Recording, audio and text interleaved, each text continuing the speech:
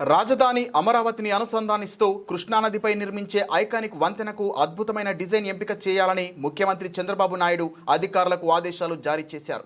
సంప్రదాయ కూచిపూడి నృత్య భంగిమ సహా వేర్వేరు నూతన డిజైన్లను పరిశీలించాలని సూచించారు. సోమవారం సచివాలయంలో సీఎం చంద్రబాబు అధ్యక్షతన జరిగిన 51వ CRDA అథారిటీ సమావేశం 9 ప్రతిపాదనలకు ఆమోదం తెలియజేసింది.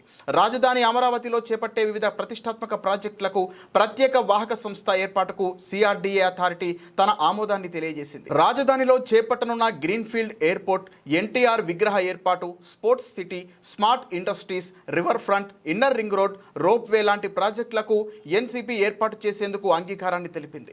మంగళగిరిలో గోల్డ్ క్లస్టర్లో జెమ్స్ అండ్ జ్యువెలరీ పార్కు ఏర్పాటుకు ల్యాండ్ పూలింగ్ స్కీమ్ కింద భూ సమీకరణ చేసేందుకు కూడా అథారిటీ ఆమోదించింది. మంగళగిరిలోని ఆత్మకూరు వద్ద 78 ఎకరాల్లో గోల్డ్ క్లస్టర్ను ఏర్పాటు చేసేందుకు భూ సమీకరణ చేయాలన్న CRDA ప్రతిపాదనకు అథారిటీ ఆమోదాన్ని తెలియజేసింది.